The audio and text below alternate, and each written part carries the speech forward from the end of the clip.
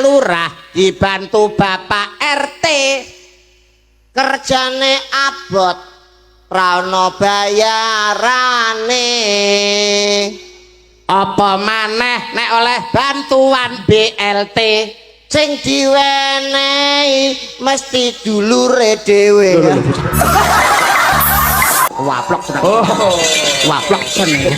Nyapa terus nyapa. Sengengesan kowe iki. Nyapa? Kowe iki menjatuhkan harkat dan martabat RT lho kowe. Sing tak maksud ora RT kene. Tuk jajan sing nek mangan kudu karo turu. Apa enek jajan nek mangan karo turu ya apa enek? Ono. Kabeh jajan nek mangan karo turu. Tuaku nek mangan karo turu kudunan. Apa? Jagung godhog. Karo ngadeg oleh mangan jagung godhog. Oh ngadeg kok nyogrok cangkemmu to Mas. Mangan jagung iki ngene ora tau ngene nyogrok lho. Goblike kaya. Oh iya ya. Jagung nek jal panganan ngene utuhan nyogrok irungmu bosok. Manganan sing dipangan karo turu. Bedaan masalah sapi lho, Dik. Sapi. Duwe bedaan ora? Gak duwe, Pak. Saya Pak Eko njajal Pak Eko. Anak kebun apa Pak Eko? Anak kebo iki jenenge Gudel. Gudel betul. Pinter lho Pak Eko masalah perkewanan. Loh, iya. Anak sapi Pak Eko. Anak sapi jenenge pedet. Anak pedet. Loh, gak iso Pak Eko. Rendah Pak Eko IQ-ne. Lah iya, ngono. anak sapi iki jenenge pedet. Pedet lagi anak pedet. Pedet ki anak sapi. Lagi anak pedet yo urung duwe anak no. Ah, berarti ra iso sampean. Ra iso sampean Pak Eko. Ya ampun Pak Eko. Lah awakmu apa, Jel? Ya mbok. Ngapa kok aku sampeyan sing bedhek yo anak pedet ki ndeneng. Enten. Apa niku? Anak pedet niku putune sapi. Lho. Ngono lho. Sapi. Nggih sore buyut.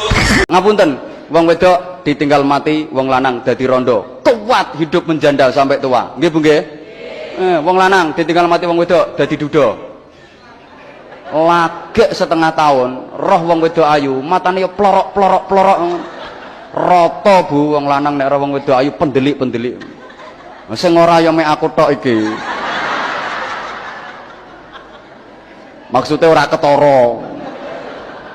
Tak bedhei Pak. Apa? Kewan-kewan apa sing ndase kaya pitik, awake kaya sapi, buntute kaya ula, sikile kaya boyo.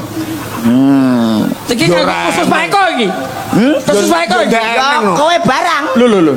Ya ora Iya enek kalau Mas. mikir. Ndase kaya pitik ki ya wis pitik lek ngono. Jawabane apa? Awake kaya sapi ya wis sapi. Buntute kaya ula, Ya wis ula berarti. sikile kaya boyo. Ya bajul yen ngono. Berarti kewan apa niku? Ya ora enek no. Betul Pak Eko. Loh. Piye to? Kok semua Apa? betul lagi piye? Kene iki jek mikir kira-kira kuwi mesti kewan kualat kuwi. Lho kok iso kualat lho? Lho ndase kaya apa mau Pitik. Awake Awake kaya sapi, Buntute buntute kaya kaya ula. Kuwi kan tetep kewan kualat to, Dik. Ora enek Mas kewan ngono kuwi piye to kowe? Jawabannya apa? Ora enek. Lho ora nek mau gebedean iki. Lah sing goblok kowe roh nek enek mbok pikir.